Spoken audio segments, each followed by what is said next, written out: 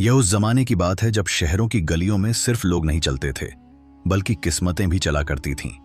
जब हर दरवाजे के पीछे एक कहानी थी और हर कहानी के पीछे एक सवाल। उस शहर का नाम बहुतों ने भुला दिया था, मगर वहां रहने वाले एक नौजवान को आज भी लोग याद करते थे, डर के साथ। उसका नाम था कासिम बिन यूसुफ। कासिम न तो किसी बादशाह का बेटा था, न किसी अमीर का वारिस। उसका घर कच्ची दीवारों का था और छत पर अक्सर तारे दिख जाते थे, क्योंकि छप्पर में दरारें थीं। लेकिन कासिम के पास एक चीज ऐसी थी जो पक्के महलों में भी नहीं मिलती। शहर के लोग सीधे सादे थे, जो मिला मान लिया, जो चला गया उसे किस्मत कह दिया। मगर कासिम ऐसा नहीं था। वह पूछता था, अगर रोटी नसीब में है तो भूख क्यों लगती है? अगर मौत तय है तो डर क्यों पैदा होता है? अगर सब कुछ ऊपर से लिखा है तो इंसान को अक्ल क्यों दी गई? लोग पहले हंसते थे, फिर चुप रहने लगे, फिर उससे बचने लगे। एक दिन मस्जिद के इमाम ने उससे कहा, कासिम, हर सवाल का जवाब नहीं पूछा जाता। कासिम ने बहुत अदब से कहा, मौलाना, हर जवाब भी तो समझ में नहीं आता। शहर के बाहर रेत और झाड़ियों के पार एक पुरानी मस्जिद थी। मीनार झुकी हुई, दीवारों पर वक्त के जख्म और सन्नाटा ऐसा कि अपनी सांस भी पराई लगे। लोग कहते थे, वहां मत जाना, वहां जिन्न-ए-अहद रहता है। कहते थे, वह जिन्न न पूरी तरह बुरा है न पूरा नेक। वह सवाल पूछता है और जो जवाब न दे पाए वापस नहीं लौटता। उस रात कासिम देर तक जागता रहा। मां सो चुकी थी, चिराग की लौ कांप रही थी। कासिम ने अपने दिल से पूछा, अगर मैं भी चुप रहूं तो मुझमें और बाकियों में फर्क क्या रहेगा? उसने वुजू किया, 2 रकात नमाज पढ़ी और शहर की हद पार कर ली। चांद पूरा था, मगर रोशनी ठंडी थी। कासिम मस्जिद के सहन में दाखिल हुआ। हर कदम के साथ दिल जोर से धड़कता था। उसने नमाज पढ़ी, फिर सिर उठाकर कहा, अगर तू मौजूद है तो मैं भागा नहीं हूं, मैं सवाल लेकर आया हूं। एक पल तक कुछ न हुआ, फिर हवा रुक गई, चिराग बुझ गया, जमीन जैसे सांस लेने लगी और काले धुएं के बीच से एक साया उभरा। उसकी आंखें जलते अंगारों जैसी थीं, मगर चेहरा गुस्से से ज्यादा थकान से भरा था। आवाज गूंजी, इंसान, सदियों बाद कोई खुद चलकर आया है। कासिम के होंठ सूखे थे, मगर आवाज साफ थी, मैं जवाब ढूंढने आया हूं। जिन्न हंसा, ऐसी हंसी जिसमें वक्त छिपा हो। 5 सवाल, जिन्न ने कहा, हर सवाल का जवाब तुझे सफर में मिलेगा, किताबों में नहीं, जिंदगी में। एक भी जवाब गलत हुआ, तेरी जान मेरी। खामोशी छा गई। कासिम ने सिर झुकाया, कबूल है। जिन्न ने जमीन पर अपना पंजा रखा, तो सुन, पहला सवाल अगली सुबह दिया जाएगा। आज की रात अपने डर के साथ गुजार। धुआं फैल गया और जिन्न गायब हो गया। कासिम अकेला खड़ा था। रात, मस्जिद, सन्नाटा और आने वाले सवालों का बोझ। उसने आसमान की तरफ देखा और कहा, या अल्लाह, अगर सवाल देना तेरा इरादा है तो जवाब ढूंढने की ताकत भी देना। चांद बादलों में छुप गया और कस्सा शुरू हो चुका था। बादलों में रात मस्जिद में भारी होकर बैठी थी। कासिम सो नहीं सका। कभी दीवारों की दरारों को देखता, कभी अपनी हथेलियों को। हर थोड़ी देर बाद उसे लगता जैसे कोई उसकी सांसें गिन रहा हो। फज्र से पहले हवा में हलचल हुई। वही काली धुंध फिर से मस्जिद के सहन में उतरी और जिन्न-ए-अहद धीरे धीरे सामने आ खड़ा हुआ। जिन्न की आवाज इस बार और गहरी थी, सुन इंसान, यह पहला सवाल है। वह क्या है जो हर इंसान के पास है, मगर कोई उसे देख नहीं सकता? और जिस दिन वह चीज इंसान से छिन जाए, उस दिन न दौलत काम आती है, न अक्ल, न दुआ, सब कुछ यहीं खत्म हो जाता है।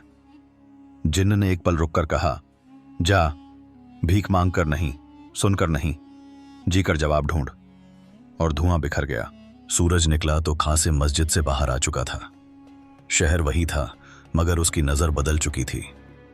अब वह हर इंसान को ऐसे देख रहा था जैसे उसके पास इस सवाल का एक टुकड़ा हो। कासिम सबसे पहले मदरसे पहुंचा।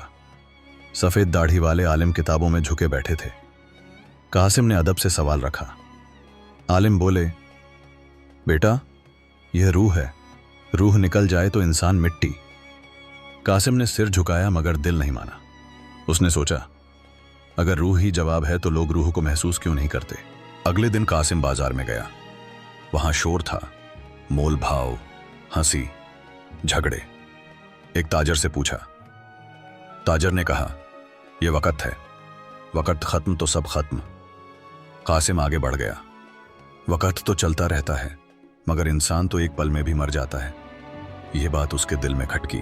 तीसरे दिन वह शहर के बाहर एक मजार पर बैठा। एक फकीर धूप में आंखें बंद किए जिक्र कर रहा था। कासिम ने सवाल दोहराया। फकीर बोला, यह किस्मत है, जो पूरी हो जाए तो आदमी चला जाता है। कासिम ने लंबी सांस ली। हर जवाब भारी था मगर पूरा नहीं। चौथे दिन दोपहर की तपती धूप में कासिम बाजार से गुजर रहा था कि अचानक एक मजदूर उसके सामने गिर पड़ा। चेहरा पीला, होंठ सूखे, आंखें उलट गईं। लोग रुक गए मगर किसी ने आगे कदम न बढ़ाया।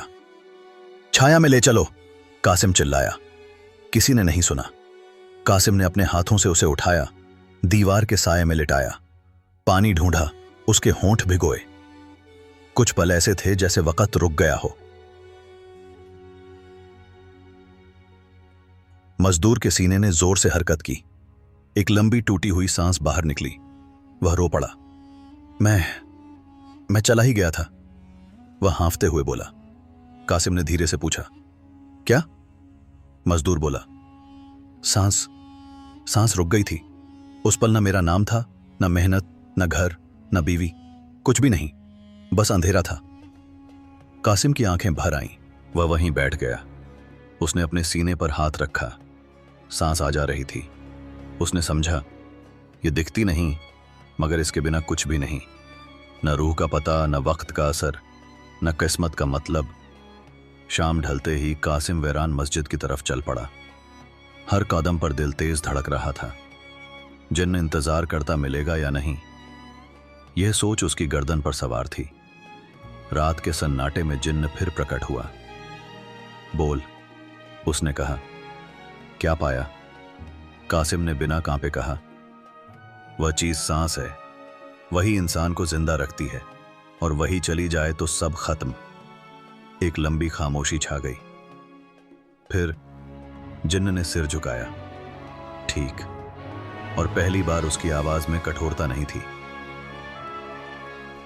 जिन्न बोला, कल दूसरा सवाल मिलेगा और वह पहले से ज्यादा भारी होगा। धुआं उठा और सब कुछ फिर से खामोश हो गया। कासिम ने राहत की सांस ली मगर उसे पता था सफर अभी शुरू हुआ है। पहले सवाल का जवाब देकर कासिम को सुकून तो मिला था मगर चैन नहीं। रात मस्जिद में फिर भारी हो गई। चांद बादलों के पीछे छुप गया और सन्नाटे में धीमी सी सरसराहट होने लगी। कासिम समझ गया, दूसरा सवाल आने वाला है। धुएं के बीच जिन्न ए अहद फिर जाहिर हुआ। उसकी आंखें अब पहले जैसी कठोर नहीं थीं मगर आवाज और गहरी हो गई। इंसान, पहला सवाल तेरे जिस्म से जुड़ा था, दूसरा सवाल तेरे दिल से जुड़ा है। बता, वह क्या है जो जितना बांटा जाए उतना ही बढ़ता है। मगर याद रख, इस बार जवाब देखने से नहीं, खोने से मिलेगा। जिन्न ने आखिरी बात कही। और हां, इस सफर में तुझे भूख लगेगी, डर लगेगा, पछतावा भी होगा। अगर डर गया तो वापस मत आना। धुआं छौंट गया।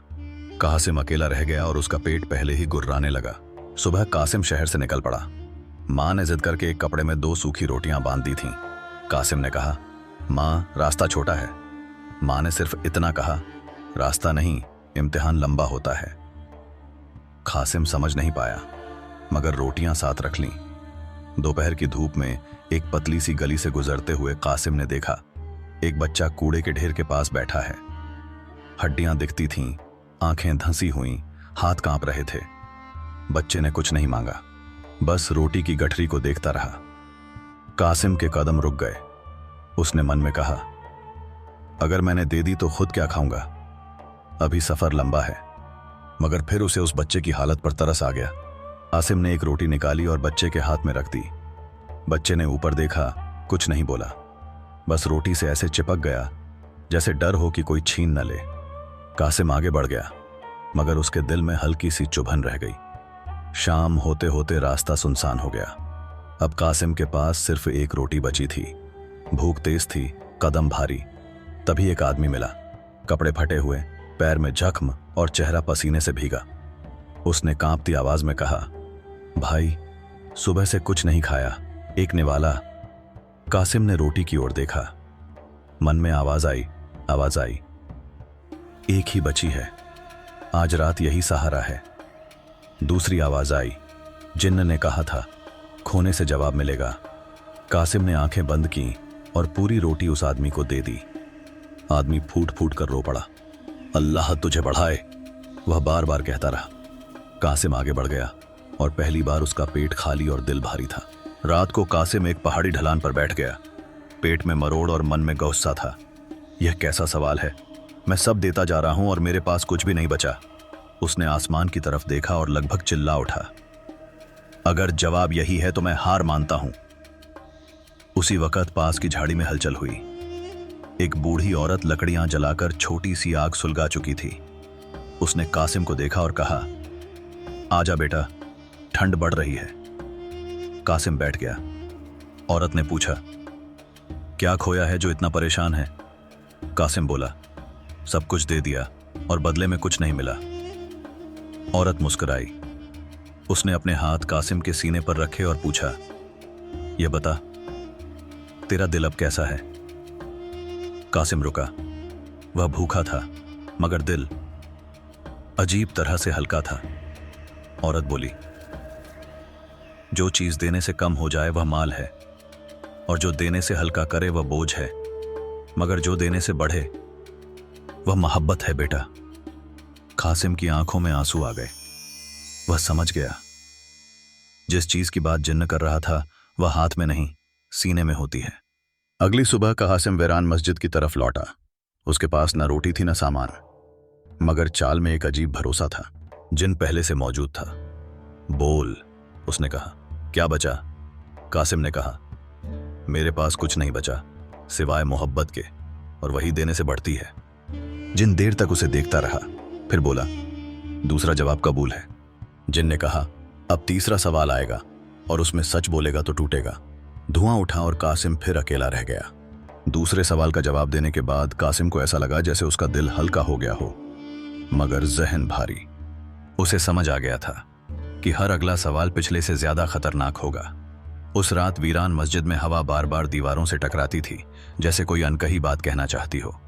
कासिम ने आंखें बंद की तो उसे बच्चे की भूख और बूढ़ी औरत की बात दोनों एक साथ याद आईं। तभी धुएं की जानी पहचानी लकीर जमीन से उठी।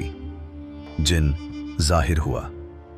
इस बार उसकी आंखों में गुस्सा नहीं था, बल्कि अजीब सी उदासी थी।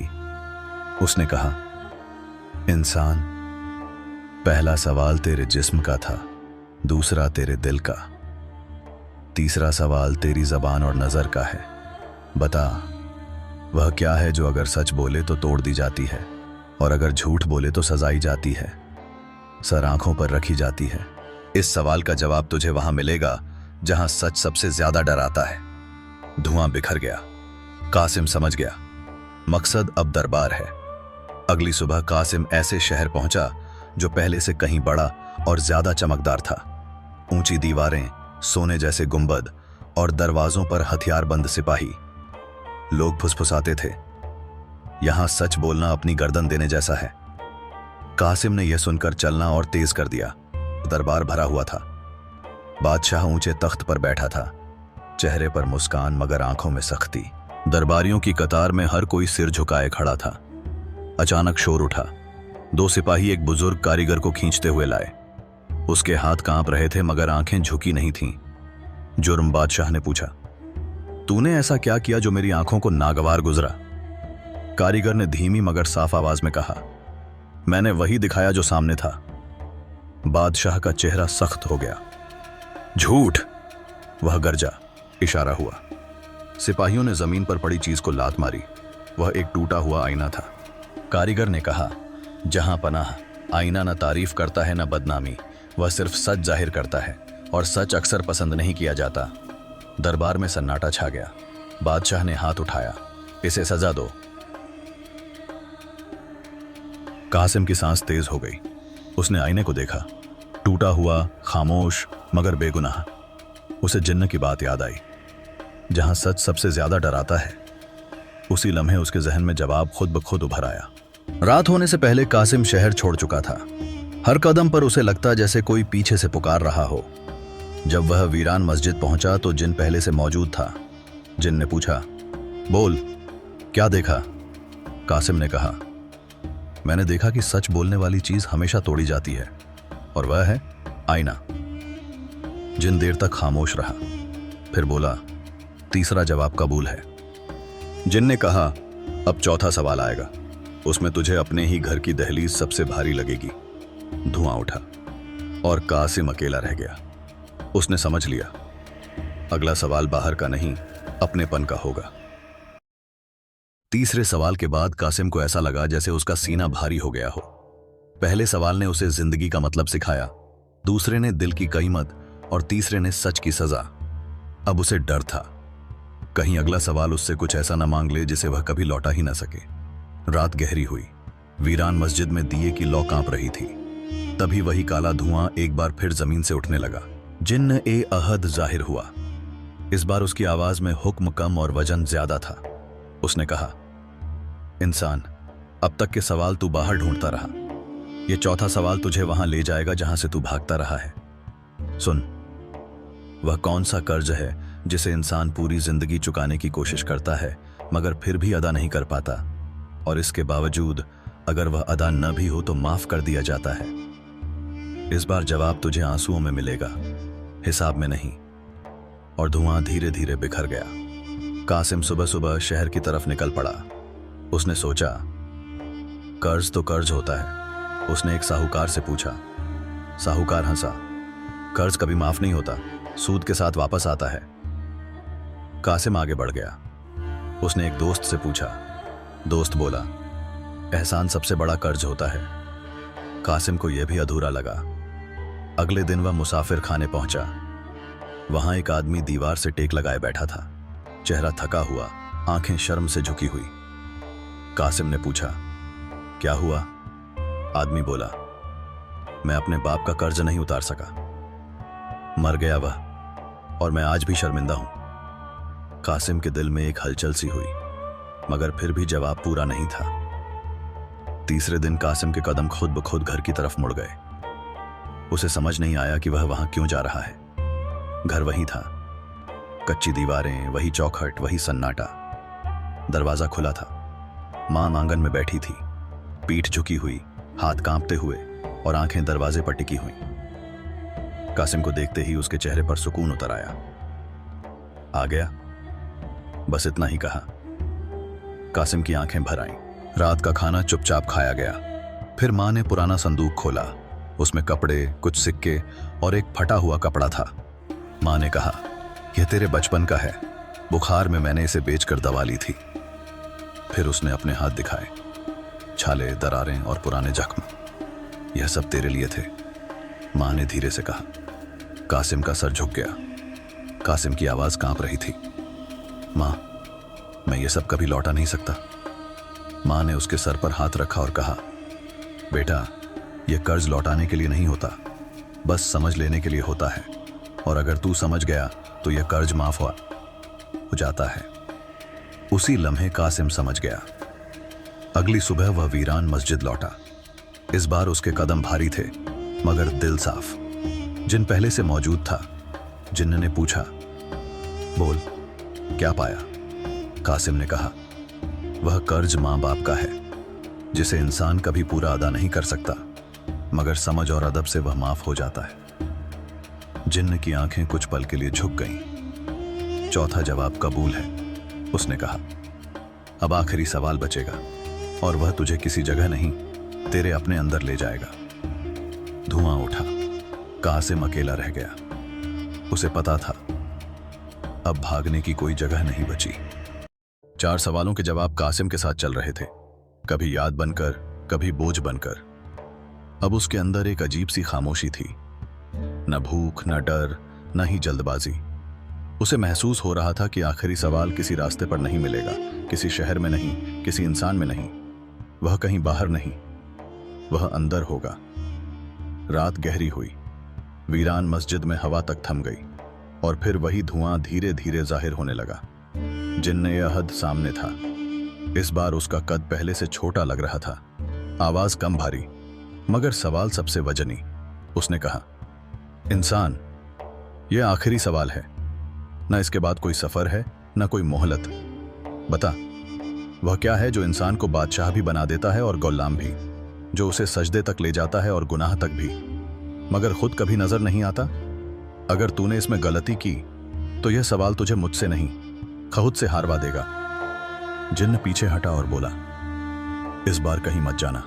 अगर तू चला तो समझ लेना तू हार गया। धुआं थम गया, कहां से मुड़कर नहीं गया। वह मस्जिद के सहन में जमीन पर बैठ गया। पहली बार उसके पास कोई रास्ता नहीं था, सिर्फ खुद था। उसने आंखें बंद की। पहले उसने अपनी इच्छाएं देखी, नाम, इज्जत, तारीफ। फिर अपना गुस्सा जब लोग उसे न समझे, फिर अपना डर जब वह अकेला हो, फिर अपना घमंड, मैं जानता हूं, फिर अपनी कमजोरी, मुझसे नहीं होगा। हर आवाज उसे खींच रही थी, कभी ऊपर कभी नीचे। उसे बच्चा याद आया जिसे उसने रोटी दी थी, उसे मजदूर याद आया जिसकी सांस रुकी थी, उसे कारीगर याद आया जिसने सच दिखाया था, उसे मां के हाथ याद आए जो कांपते थे मगर थकते नहीं थे। हर याद के पीछे एक ही चीज थी। कासिम ने आंखें खोली। उसने खुद से कहा, जो मुझे अच्छाई की तरफ खींचता है वही मुझे बुराई की तरफ भी खींच सकता है। जो मुझे ऊंचा कर सकता है वही मुझे गिरा भी सकता है। यह बाहर नहीं, मेरे अंदर है। उसके होंठ हिले धीरे से, लगभग फुसफुसाहट में, नफ्स। धुआं फिर उठा। जिन्न सामने आ खड़ा हुआ। बोल, उसने कहा। क्या देखा? कासिम ने सीधी नजर से देखा और कहा, वह चीज नफ्स है। वही इंसान को बादशाह बनाता है और वही गुलाम। वही उसे ऊपर उठाता है और वही गिराता है। जिन्न की आंखें लंबे वक्त तक कासिम पर टिकी रहीं। फिर उसने गहरी सांस ली, ऐसी सांस जैसे सदियों बाद ली हो। उसका जिस्म हल्का होने लगा, धुआं रोशनी में बदलने लगा। जिन्न बोला, आज तूने सिर्फ अपने सवाल पूरे नहीं किए, तूने मुझे भी आजाद कर दिया। कासिम चौंक गया। तुम? जिन्न ने कहा, मैं भी अपने नफ्स का कैदी था। जो इंसान इसे पहचान ले वह किसी जिन्न से नहीं डरता। और जिन्न गायब हो गया। सुबह की अजान हवा में फैल रही थी। मस्जिद अब वीरान नहीं लग रही थी। कासिम उठा। न वह बादशाह था, न आलिम, न फकीर। वह बस एक ऐसा इंसान था जो अपने अंदर झांक चुका था। जो अपने नफ्स को पहचान ले, उसे किसी जिन्न के सवालों की जरूरत नहीं रहती।